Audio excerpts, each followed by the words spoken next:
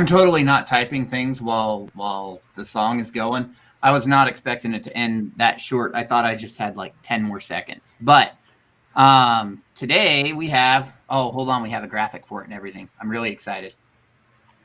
Okay, I don't see the graphic. Did we delete it?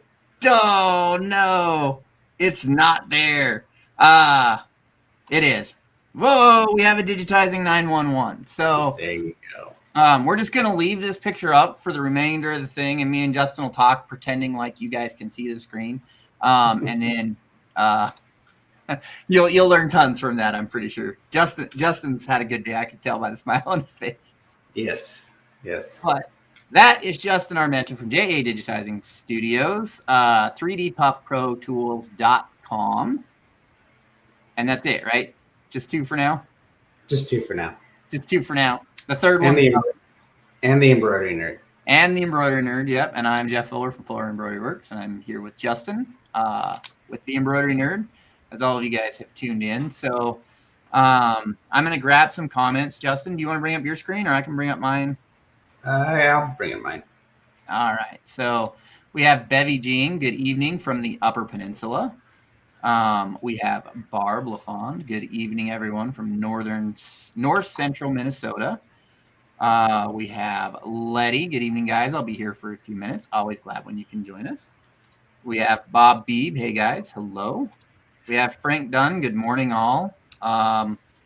It's probably like 1 a.m. there, I think. It's got to be pretty early.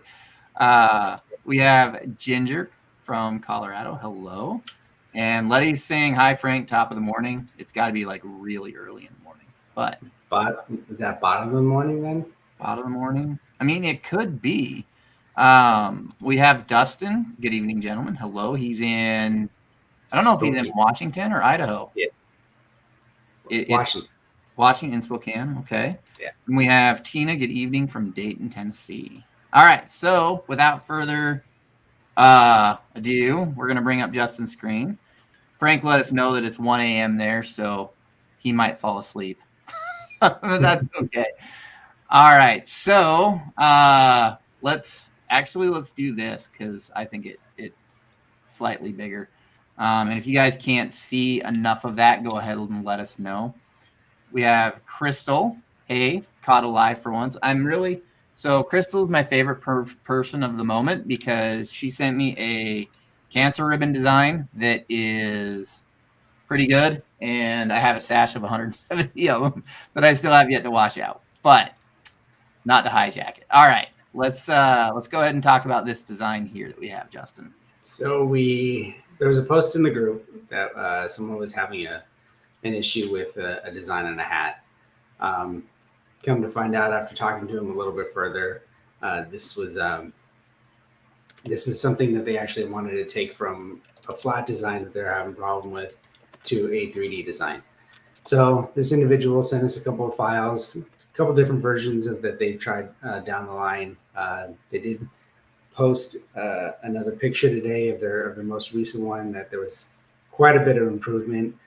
But we took a look at the designs, and there's definitely some areas that I think that we can attack and improve on it, so this person can have a design that works better for them for 3D Puff. And who's better to talk about this but the runner-up of the Puff Pro last year, Jeff Fuller, and the winner of the Puff Off last year, right, Jeff? Oh man, we've got what, 4 more months to Smack Talk starting early. This is gonna be fun. Yeah. I was just dying to get that in there, but anyways, let's get to this file. I know you were. Okay, so the very first thing that I noticed in this design, before I even opened it, is that it is A, I already knew it was for a hat, but B, he sent a .pes file, which tells me that he's got a brother machine, which means that our sew field vertically is about 1.9 inches. Oh, really? Oh, is that all brother machines then? As far as I'm aware, unless, well, I guess that would be the brother home machines. I know that they have some industrial machines that might have a larger window, but as far as I'm aware, the home machines are all pretty well. He he must have. I know he's got the Brothers software, Okay. so maybe that's where the PES is coming from. But looking at these files, they are all about just over 2.25 tall. So the fact that he's shown some sample hats, obviously he's got a sewing field that's supporting the 2.25. Gotcha. Well, there you go. And we've got Mike here. Hold on. This is going to do fun. Moldo says, what's this? Jeff's doing a puff design. The embroidery says, Jeff doesn't do puff. It's not flat enough. Cindy says, good evening, everyone. I have to be out tonight. I'll watch the replay in the morning. Mike says, starting this Mac talk, when did it stop? I don't think it stopped. This is true, Mike. It died down a little bit, but it's starting to ramp up pretty early. It's getting so bad that I'm getting trash talk from an 11-year-old now. But that's pretty funny when he does. If you guys missed that, you should be in the Discord channel, ianbeener.com/Discord, because it's a lot of fun. So looking at the original file, going through a slow redraw, there's definitely evidence that I think the fact that you can see all the stitches going in the same angle, more than likely some type of auto digitizing function was used. Whether it was just grabbing vector art and converting to stitches, or a full-blown software that does auto digitizing. But typically when you see areas that should be satin stitches going in different directions, meeting perpendicular and whatnot, it's indicative to using a like a stitch or something like that. Just exactly. So if you can kind of see that, that's the first thing right off the bat that I'm seeing from the original file. A couple other things, it didn't work its way middle out. Started at the top left corner, worked its way down, actually stopped down at the bottom. Left to right on the two letters, and the sword up the middle. So those are a couple of the things that I saw right off the bat. And obviously this is the one that he had the most problems with. So he did say that I'm not sure who did this original one. He did say that he had a couple more versions after that one. He did outsource to another digitizer, which is this file. In running through this one, there's, working its way center out on this one is from the get-go. That's a good thing. But I'm seeing this pink layer here is all underlay. So that's, as far as 3D Puff's concerned, I wouldn't advise that. They're going through every single bit of this logo with underlay. But I think the pink is pre-puff. Is pre-puff? That's when I initially looked at it, because if you look at the file, it also does a underlay underneath afterwards too. Right. So it's like a double underlay. And so when I was looking at it, the initial thing that I thought is that the digitizer was trying to flatten out the hat and spread it out. Oh, like a global underlay? Like a global underlay, essentially, which they probably just copied and pasted the objects and opened up the density and went with that, because it's in pretty close to the same sewing order. Yes. But that was my initial thought. When I saw that it was a separate color, that it went down before the foam to try and control the movement of the hat. Okay. I could see that in theory. I wouldn't advise, especially when you're working with a design like this that has, you're already working against yourself doing a design like this, doing 3D. You have relatively thin lines that are pretty close together within the shield. And so any type of variance of that hat shifting, working on a hat, when you're needing that type of registration where you're going to lay down a full global underlay with this many stitches in it, I'm not opposed to throwing down maybe some running stitches throughout the center of each of these elements to kind of create that global underlay. But this many stitches, this much lay down, and then you're going to have to be so precise that top layer is going to have to be on top of it without seeing those under stitches. I think it's a bad idea. Yeah, I mean, when I saw how close that was to the edge, I was like, oh, that would be difficult to keep it. Yeah, I on mean, top. you do see a slight overstitch from that bottom stitch, but yeah, that it's so minute that it's definitely going to be hard to keep registration. I mean, honestly, I think that you could drop it like a center line underlay, just a not even an underlay, but just run a single run stitch right down the middle, because it's about when I was looking at them, the letters were about 4 millimeters wide. That gives you 2 millimeters worth of play left to right. That's shifting while you're sewing to cover all that. But exactly. I do have a question for you, Justin, and it came in. We have actually, I'm going to grab a comment. Sean, you checking in?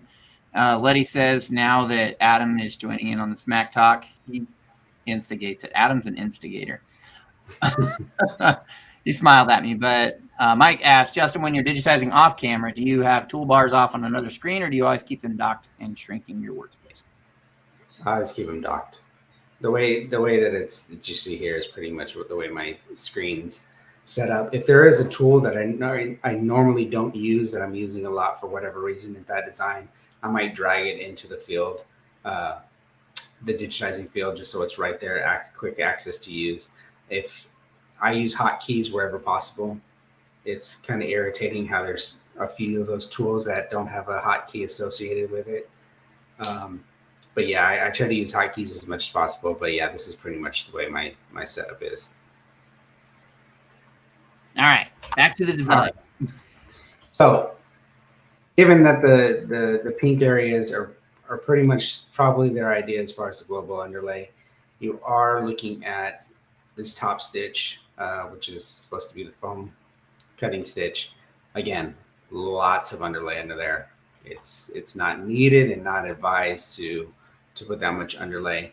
Otherwise, you're just going to start smashing down the whole purpose of the foam. It's going to smash it down. It's not going to have the loft that you want. So that's one of the other issues that I see with this design that he did outsource. And one thing that I noticed that's particular to this design is that there are no caps. Everything is terminated and drawn down to a point. Correct. Which I am not a fan of. I am not a fan of either, the way it does so, because coming to a point with the amount of density that you use for foam, coming to a point like that, unless you absolutely have to, which there is elements in this design where you kind of have to, I don't like doing it. It seems like it distorts and it really pushes out that point because of the density you're using. But yeah, there a lot of these flat ends here at the ends of each element. There's no reason why you can't cap those out. So yeah, those are the two or the three main things that I saw with this design is that really heavy global underlay, the heavy underlay on the actual top stitches, and no capping ends. Yeah, the final thing that really stuck out to me that when I initially saw it, I thought that's probably going to be a pain to clean, is how close all of the elements are together. Particularly when I was looking at like the E, because the E, where it starts sewing and pushes in, that generally when you have an end like that, it'll fall out a little bit more. And it's probably, I would put money on it's touching. In the actual sew out, it's pushed over and it's touching the sword, where depending on the design, I mean, you may or may not be okay with a gap there, but usually if it's in the art like that, I would actually kind of drag back and make a couple of the elements a little bit smaller to enlarge that gap in there, so that when you are done, it's not falling into each other. It's all separate and there's a visible gap in there. Correct. Yeah. I mean, there's a lot of adjustments that you do in embroidery that you may not take every little piece, every little millimeter of a design, and you may make some compensations or even cut things off short. In the end user, 99.9% of the time is never going to catch anything like that, because as a digitizer, you're making these choices in order to get a quality sew out. So you're going to catch it, Justin. Every customer is sitting there with that ruler in their pocket. yes. But even then, you shorten up those elements by, let's say, a millimeter. They're still going to push. You have to account for that extra push that's going to come out and change that length of that. Right. But I guess what I'm saying is that when you're referring to trying to open up those areas, not just for the push and pull that you're going to do already, but for the simple fact of the cleanup later with the foam, trying to dig out that foam in between really, really close elements. Even with a tool like the Puff Pro, it can get kind of daunting, try to go in there. It does help having a tool like that, but yeah, just opening up those gaps, changing the proportions of the elements to try to product placement. There you go. To try to make sure that the cleanup process is as easy as possible, and just the end sew out is going to be as clean as possible. Having a really clean sew out with some changes to the logo, I think the end customer is going to be a lot happier than having to try to keep every single aspect, every single gap the same size as the artwork. All right, I'm going to grab a couple of comments. We have Nikki, the sassy subber. Well, hello, gentlemen. Hello, Nikki. Hello. And we have Ginger saying, I use my Puff Pro today. Great tool. I will agree. I have 2 by my machine, and I keep a couple at my desk, and I use them constantly. All right, so that was the second file that he used, and this last file he said he did himself, and I did see a picture. I couldn't see too up close on it. It did look a ton better than what he originally started with, as far as the hat sample. But just running through his design again, looks like there's a center walk underlay that gives it 4 passes.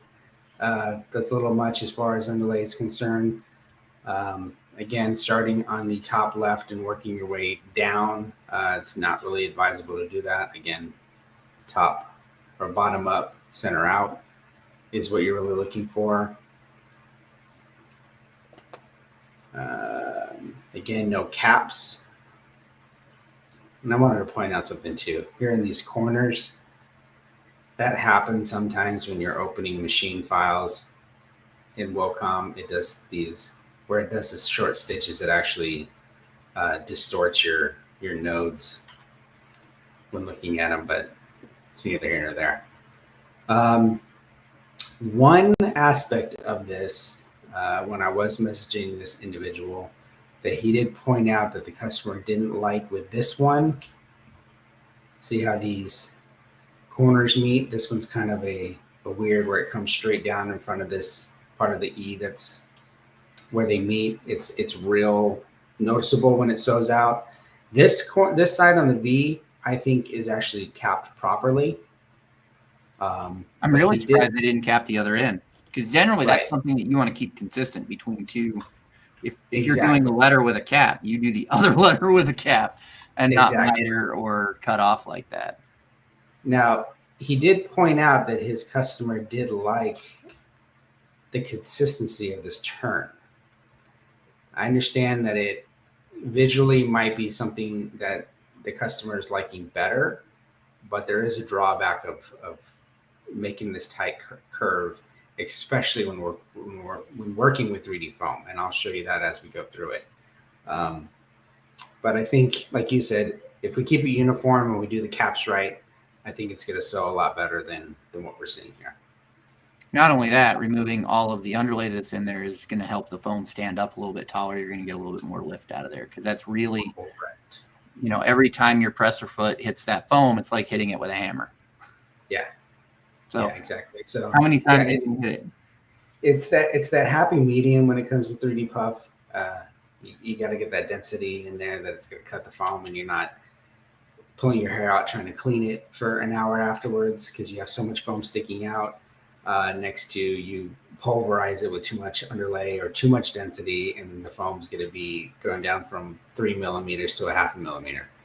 So yeah, there's that dance when it comes to 3D puff that you have to kind of refine, and like we always say and preach to people, you got to sample, especially when it comes to 3D foam. Sometimes you think you hit it the nail on the head. There's designs where I could digitize once, throw it on the machine, comes out clean, pulling the foam comes off clean. It's like, wow, that's awesome.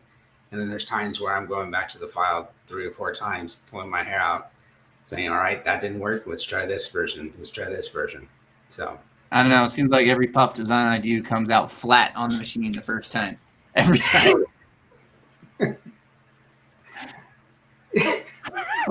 yeah, I can assume so. Oh. Right. So shall we get into this? We shall. We shall. All right. So I just took all the satins from one of the files and just turned it purple and gave myself just some outlines since I don't have the original art to work with. At least that's going to give me the shape, the general shape of what we need here to start. So first off, I think I'm just going to go ahead and lay down, like we were talking about, a little bit of global underlay. And again, we're just keeping it down the center of the elements to make sure that it's not going to be peeking out anywhere. I usually set these to a pretty good stitch length. So wait, let me ask, is this pre-puff or post? I'm going to go ahead and throw pre-puff down just because he was having some issues even with the flat version of the design. He was getting some shifting and stuff. So I don't know. I don't recall. I think it was going on a Richardson hat because it typically that's what everybody has problems with. So I'm going to go ahead. I'm going to go ahead and throw down a little bit of global underlay, hopefully stabilizing that hat, getting that stabilizer secure to the back of the hat and gives a little bit more stability. So I usually do a little bit longer stitch length when it comes to global underlay, because right now you're just trying to get that stabilizer stitched to the back of the hat, stabilizing your work area. You don't really need to hammer a bunch of unnecessary stitches into it, so it'll save you on stitch count and time. I'll go 4 millimeters. Let's go ahead and just run down the E. So if I had to guess on a hat style, it's a flex fit, flat brim. Oh, is it? Yeah, it looks like a flat brim, high profile. And actually, we have Mike Muldowney saying some horses never die. No, they won't ever die. And we have Brent here. It's a flex fit hat. And I'm just looking at the picture right now, and it's got a flat brim, and it's got that very noticeable ridge right there that the flat brims tend to have on the high profile hats. So I don't know if that's going to change. Is that going to change anything knowing that now? I'm still going to go ahead and lay down the. I don't know if I would have necessarily, if it was something that was running on my machines, given that there's no outline or anything that I'm trying to register the puff to. Unless the hats were showing that were giving me a problem and they weren't holding registration as far as, not really landing perfectly down the center of the seam or whatnot, or the hats are just a real bad brand that they tend to shift a lot, I'd go ahead and add this. But I'll go ahead and add this. That was easier to delete later than put in. Yeah.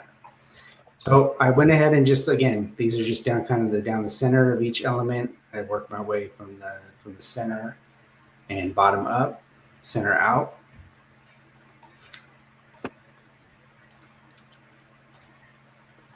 See, we need like a camera view where we're on the other side where your settings are. Oh, you can't see the settings? No, I changed the view. We're good now. Oh, okay. All right. So it is a 2-color, right? Yeah, we got a gold sword and white shield and letters. Okay, so given that that's the global underlay, I'll go ahead and lock that so I'm not messing with it anymore. So now, at this point, place your foam on the hat. Typically, I use a rubber band, write it down where the crown meets the bill. so it's out of your sewing field. It's tight enough where it's going to hold any size piece of foam. It's just my go-to. A lot of people will tape the sides. Um, Given that I use rubber band, I don't always use tack down stitches for foam. I tend to, if I'm digitizing for somebody else, because I don't know how they're holding down the foam, I usually throw down a couple of tack down stitches just to make sure that that foam's not shifting when sewing the rest of the design. So since the two letters are kind of the body of it and the general center of it, I'll probably just lay down a couple of tack down stitches down each of those letters. Gives you tack down on both sides, should hold the foam in place. Especially if you're using tape, because depending on what kind of tape you use, there is times where that tape will give way right in the middle of a crucial part and twist your foam up, and then it ends up being somewhere where it's not catching where it needs to be. I won't lie. I have been in the camp where you're pushing one side of the foam, trying to get it as it sews to move down a little bit because it's popped up and shifted, and now it's not going to cover where it needs to. So you just kind of. That is correct. All right. So, given again, the purple areas are just the outline of the original file. So it just kind of gives me my quote unquote artwork. When I have an element that's perfectly straight, vertical, or horizontal, I usually use the guides. Just kind of gives me to make sure that I'm plotting my points evenly all the way up, perpendicular or parallel, I should say. Let me go ahead and. That's a nice column B tool you're using there, Justin. You like that? I do. Is it your thing? Somebody got me using that more. It's a good tool. It is. We have a comment here. Tina says, "Been there, done that with the puff shifting." Yep. I like to use two rubber bands, one at the base and one across the top to help hold that curve. And if I am doing a bigger design, or especially like a wider design, I do the top as well. I have the luck that I have crappy rubber bands and they tend to break half the time. So double it up. What could it hurt? Exactly. So speaking of having to come to a point, because this is a sword and a pointy object, obviously we have to come to a point. Given that it's a pretty big object, I have been kind of using this technique where I still kind of use our capping technique and come to a point. But I gotta measure and make sure that sometimes if it's too tight of an area, that's just gonna cause problems in itself. But see, and I would say I do similar, but I tend to throw those stitches manually. And that's the other thing. I know in my webinar I did show when it comes to a point, typically I come down with a manual stitch and I just throw a couple points, a point or a couple points underneath there to kind of cut your foam, and then your top stitch is going to cover it. But in areas that it's big enough that it allows you to kind of do this, and this element is wide enough where I think it's not going to be hurting you too much. I kind of like the look of the point like this.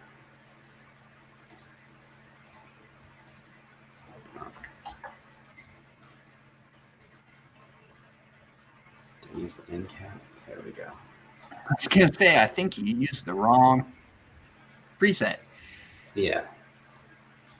So as you can see, my preset kind of gives this side a jagged edge to the inside to make sure you're not fully shearing off that. So now I have a question, Justin. Yes. You are coming in and you're cutting that to a point, and generally, at least the way that I do puff, and now you're making adjustments, which makes it pointless. But I was going to say you don't have a gap to where those stitches are going to fall, but now you've just drawn that point back to give it that gap. So I'll be quiet and just look pretty.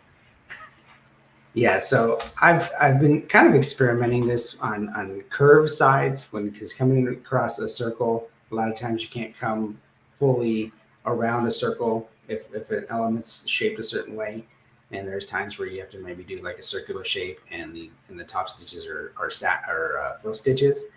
I've been using kind of that curved area for that cap size where you're actually creating part of the shape as well as capping the end. Gotcha. And that's what I do with the point here. Because if this was a thinner sword and you're really pushing the limits as far as how thin it'll work for 3D puff, I'd probably do the manual stitch and just tap it down at the end there. I have a feeling you're going to do it on corners here in a minute. I don't know. Given that they didn't like the two legs coming together and kind of crossing over at a weird angle, I'm still going to go to probably that capping that we saw in the V on that one. I think that's probably the best route. Well, yeah, but you still got the upper corner. What's that? You still got those upper corners. I'm holding on to the faith, Justin. You're going to throw some manual stitches. I'm holding on to the faith. We shall see. So now he's not going to because it's now a challenge. I'm not going to just because you suggested it, Jeff. I know. It's going to drive me nuts, too. So the handle of the sword is over 2 millimeters, so that should work for puff. Now you got in my head, I don't know which tool to use. The right one? B or A.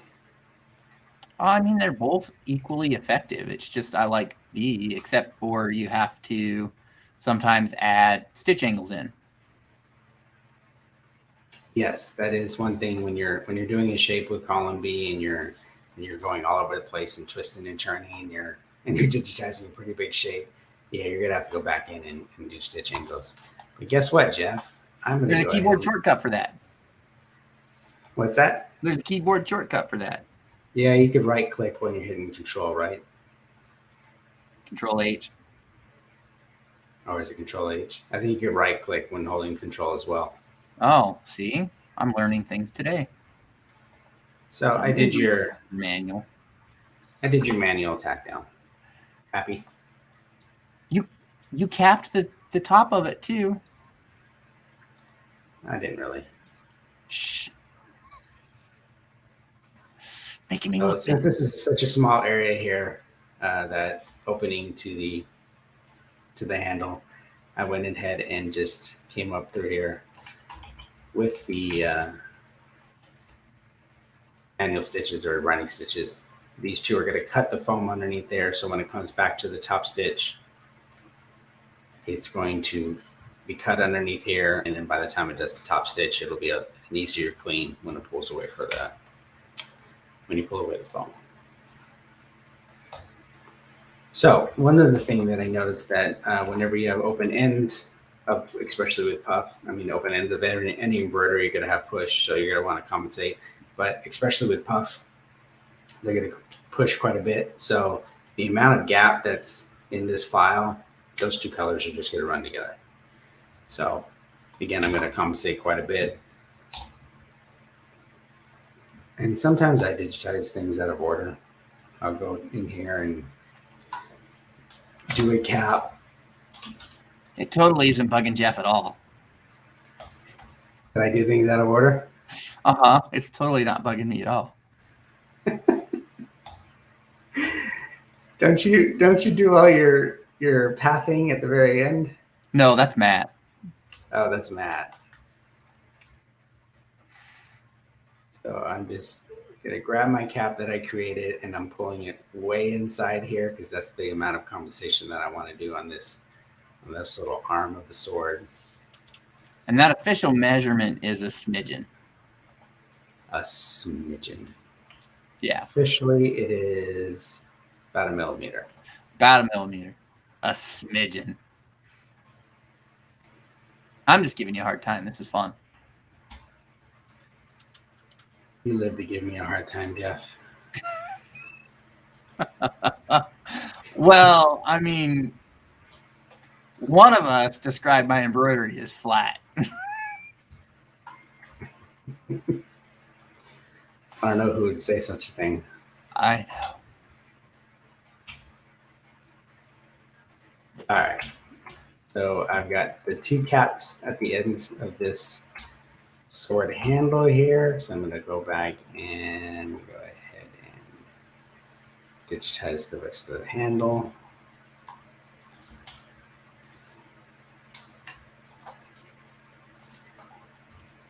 Now, as you can see here, there is a gap here that I'm actually leaving as well. Not only did I compensate this gap between the two elements, but your end caps are also going to be sticking out a little bit more than your top stitches to avoid the dreaded waterfall. If you have them lining up completely, that cap's going to cut the foam. You're going to have a push from the top stitches, and you're going to have those loose threads at the very end that kind of look like a waterfall. So that's why I stopped short. It's fun too when you watch that. So you're like, perfect, perfect, perfect, perfect. Oh crap! Oh crap! Oh crap! Oh crap! I need to pull it back 3 stitches.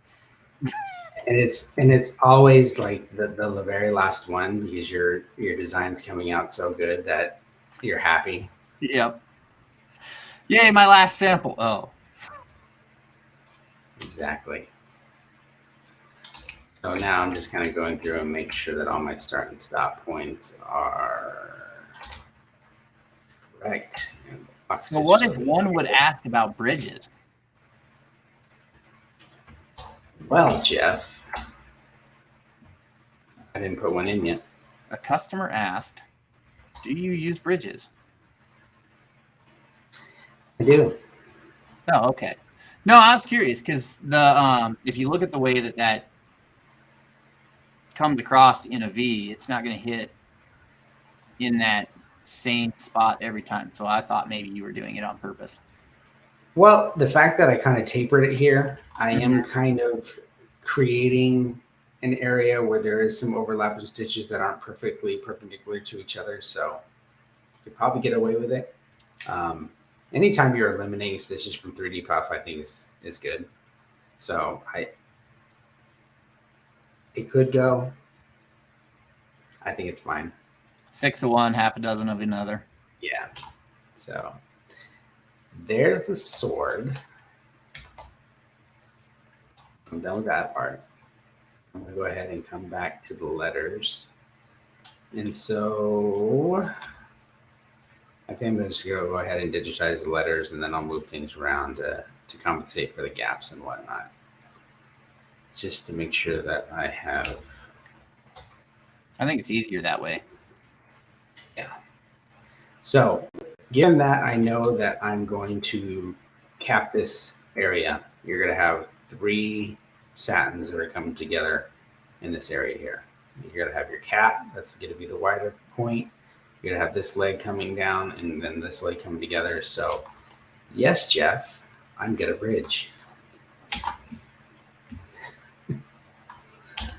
So I usually digitize the satins first, because me anticipating where the bridge goes, and then when I actually do the satins and decide where the satins are going to go and stop and start, my bridges are always off. So I'm going to do it backwards and drive you crazy. How about that? I think you do it on purpose. I am now. I know. Oh. So any comments or questions there, Jeffrey? Mike Muldowney says, "Smidgen, that's not what I call it." I'm not going to talk about that. He calls it a toque. Yeah, and nobody knows A, how to spell it, or B, how to pronounce it properly. So it just makes me look bad. I know how to spell it. I just don't know if I'm correctly saying it. All right. He'll let us know. That's for sure. Yeah. So when doing a cap like this, the main concern that I have is on the widest point. It's not going to be too wide that you're going to get that nice ka-chunk. So wait, I'm going to stop you. Because did they like the left side where it cut it off or the right side where it was capped like that? Because I remember you said one or the other. They didn't like either on that file. Oh, They okay. liked this file where it came down to a point To the and it was curve. turning. It turned the corner, and this is why I avoid this style of corner, especially when it comes to foam. So when it comes around this foam, and here's your needle penetrations. Even with short stitches in here, you can see this concentration of needle penetrations in the middle here. So when this comes out, it's going to want to, it's basically forcing this inner area to have a bunch of needle penetration. So it's going to come here and out, back here and out, back here and out. So if you don't have needle breaks in that area, more than likely you're going to have thread breaks. So if, I don't know how many hats Brent's doing with this, but running a job of 72 hats or something like that, and it's stopping every single time you get to these corners, it can get annoying. It can be time consuming. So I wouldn't advise it. I think it's just one of those situations where, yeah, the customer may prefer a different look, but there's that give and take that I think you need to talk to customers, especially when it comes to 3D. It doesn't mean that every single design can be done in 3D. There is adjustments, there's allowances, and not only does it look good at the end, but is it production friendly? Because if it looks good and it gets them what they want, but it takes you an hour extra to do each run, you're losing money at that point. So I'm going to throw another one on there for you, Justin. The other issue with doing that is you're trying to cover a point, a very sharp point with thread. And so even after it sews, that thread's going to separate. You're going to see the foam underneath it. And there's nothing really that you can do on a point that sharp to stop that from happening. It's going to automatically split, roll off, and you're going to get a point of foam that's going to show. Correct. But he did tell us he's doing 10 hats. 10 hats? Yeah. I'm still sure that he doesn't want to sit there with thread breaks on 10 hats, though. I wouldn't. 10 hats or not. I know my operator wouldn't if he had a choice. So, but he doesn't. Dun dun dun. No, I'm just kidding. That's when he walks back into the office and says, "Justin, at the exact same spot on every single hat that I've ran today, the thread breaks. Can you please?" And I do get that. I know there was one job where I think my operator was literally about to walk out. This particular hat job that had 3D puff, and he was just pulling his hair out. And then he came in and said, "Justin, can you fix this?" Oh yeah, that's easy. 10 seconds later, he probably struggled with it all day too. Yeah, that's what some operators tend to do. They wait till they've got to a point where they're so frustrated that they're ready to pull their hair out and then tell me. And there is the famous bridge. It's so beautiful. So that leg, and the cap are all meeting here. So to make sure that you hold that foam in place where all these 3 legs are meeting, make sure you don't have any excess foam trying to push out and poke out. So you have not too clean of a area in the cleanup process. You do this bridge, and that's going to just kind of hold everything in place, keep the foam from poking out. So.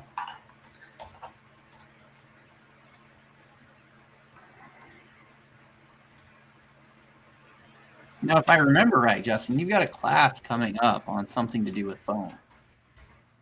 Do I? I thought so. I do. And I tried to segue right into it. You just blew it. Where might that be? Applique Getaway. Getaway. And you remembered, right? You just giving me a hard time.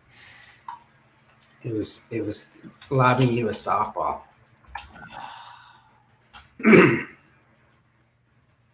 But at Applique Getaway in Irving, Texas, I think it's in Irving. It might be in Fort Worth. Justin will be teaching a 3D puff class. on foam and or foam. I haven't seen your class description yet. I haven't read it, so we'll just say it's on foam. It's on 3D foam. I haven't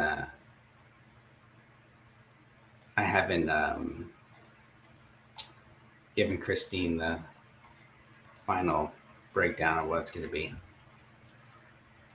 So Brent says, no, sir. I'm guessing on the amount of thread breaks that he doesn't want to deal with. I don't blame him. Frank says, sorry, guys. We'll catch the rest of the replay, 145. I don't blame you. It's pretty early in the morning over there. And then Mike says, yeah, my digitizing extent definitely changes when I'm doing 5 hats versus 75. To a point, some stuff has to be done regardless of quantity. I'm not going to say I might run more samples if I'm doing a large number. Just depends. Or if I know it's going to be a reoccurring file that I'm going to use all the time. Oh, for sure. For sure, that's when you're really, really diligent about what you're doing as far as digitizing. So I'm just making sure that all my sequencing is right. Got the bridge, walking up, doing the end cap on the V here. So back down this way. I did do a little bit of an overlap from this leg to my bridge, just to make sure that you get coverage where those two meet. And at this point, I'm going to go ahead and walk back out to this edge.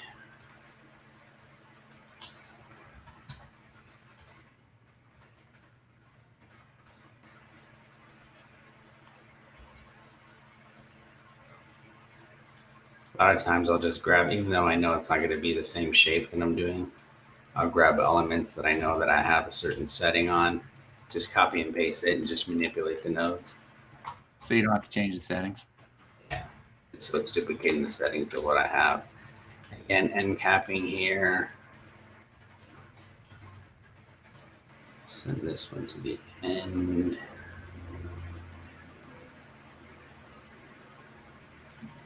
Okay, to go ahead and walk back down after that end cap, just so I am starting this foam or this leg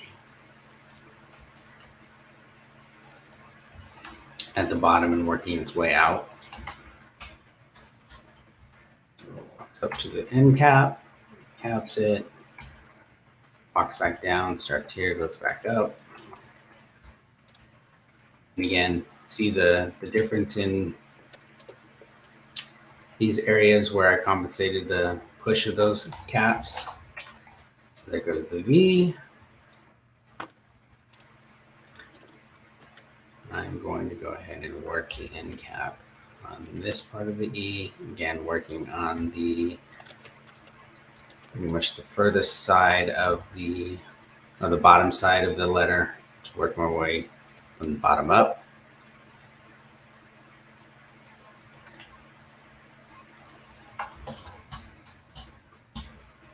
I know you're going to handle both those corners the same, right? What's that? You're gonna handle both those corners the same? Yes, I am. So now here is my question. Would you place the cap like you started to do, or would you rather go to and do that crossbar on that E first? I'm going to walk back up there and do it. Okay. I'm probably going to do this area with my bridges, my cap, this part, walk back up, do this area, come back in, work my way up. Okay. I digitize things out of order, so. It doesn't bug me at all.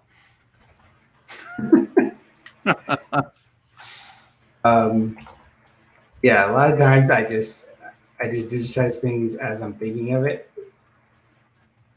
And then I'll go back and path it and put it together. Yeah, resequence and all that good stuff. But yeah, just I wanted to show this corner to show that it is going to be mimicking the other side. And that's really important, is when you're doing something like this, if you handle something one way, you got to handle it the same subsequently, because it does change the look. If you have two similar letters like this, where they both come down to a point, and you have them different, the eye is naturally going to go to it, and your eye is going to say there's something wrong here. Right. Even and I think that's a good reason why the customer might have been saying that he didn't like the look of it, because there was one point that was different than the other.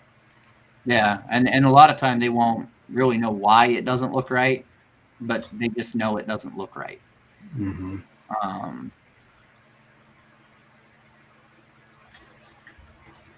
I'm totally watching how you're handling this here. Again, I'm just digitizing things out of order. Yep. Just I'm with you still. Especially, oops, that's not the right setting. Especially with working with kind of my artwork as this Stitches. other logo. I'm just trying to get all my areas of my design kind of even and where I want to be, and then I'll go back and fill all the necessary stuff like end caps and bridges and whatnot. It's only a problem if you forget one. So I try to make a habit of doing the slow redraw every time I'm done with the design. Too many times I've sent a design thinking it's done, and for whatever reason I do a slow redraw, and then I'm like, I shouldn't have sent that yet. I mean, I had it once that I was doing a big wide word all the way across the front. It was like 12 letters, and I forgot to cap one of them. And they did 5 hats and then came back to me. I was like, is there a reason that this is this way? I just kind of, did this and thought, oh boy. So every digitizer has a bad day. If you see something you don't think right, ask them. Every once in a while.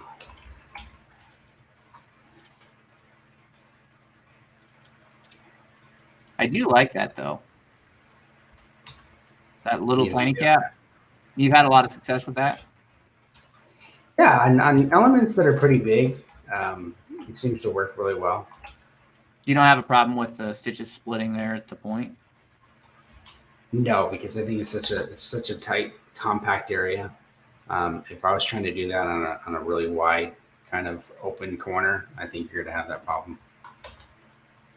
I think it also helps that you've got the stitches running laterally that are going to help bind all that together there at the point. Right. Just taking notes, don't worry. Summer's coming. Summer's coming. Summer's coming. Is that kind of like winter's coming on Game of Thrones? Yes. Actually, I haven't seen Game of Thrones, so I don't get the reference, but...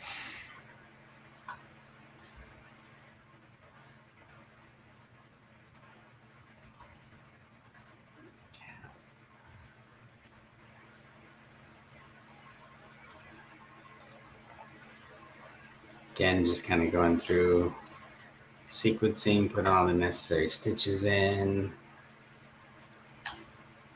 So we got here, walks over to the cap, end point here, walk down to this end cap, start point, end point.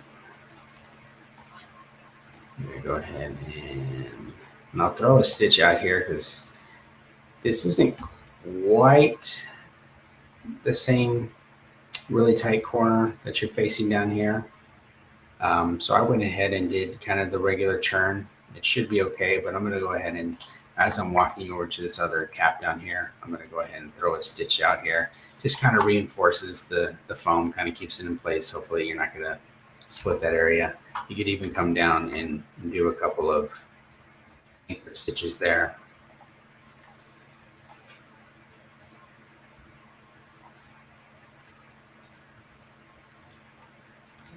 Go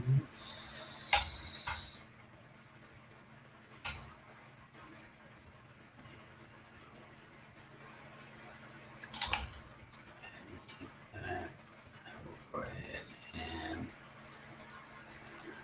walk back down to the bottom here. And again, the running stitches that I'm using, hopefully, I am giving it a longer stitch length. So even though I am kind of going back and forth, traveling underneath, I'm ensuring that the sew sequence is correct. But the travel stitches aren't going to do too much as far as matching down that foam and density. So one thing I'm going to point out here that Justin's doing is he's manually pathing those traveling stitches. He could just as easily move the start point and the stop point into kind of the same area, and the software will automatically travel that. But then you don't have the control that Justin has on deciding how many he can do that, or where that path is going to run, because the software is going to automatically calculate it. And the second thing is to set that traveling stitch length it's in a different area. Right. And there is some software where you can't even tell it the stitch length to travel. It's a preset, and it might be pretty small. So yeah, if you're letting the computer decide that, you might be hammering a lot of small stitches in there. Yeah. So it's especially when you get into puff, it's a lot more important that you need to manually be placing your traveling stitches so that you can make sure that it's going to go in a very specific order and you're not going to have issues with it later. Correct. So real quick before we end here, since we've running out of time, I'll just show you the progress. Go through a quick redraw. Get the tack down stitches for the foam to hold in place. Working your way up from the bottom up on the tip of that sword. Walk your way up the handle, clip there, end caps, handle. Your end caps and your bridges. Again, working your way middle out to make sure that it's pushing in that direction. You're not pushing towards the center of the hat or towards the bottom of the hat. So that's the sew sequence. So I'm going to come back, and I know I told Brent that we would get him a finished design to help him out on this one. So I'll finish out the rest of the shield tonight. I'll clean up these gaps. So make sure that all those elements aren't too close to each other. So it's going to be a better cleanup, better sew quality. But let me grab a couple of comments.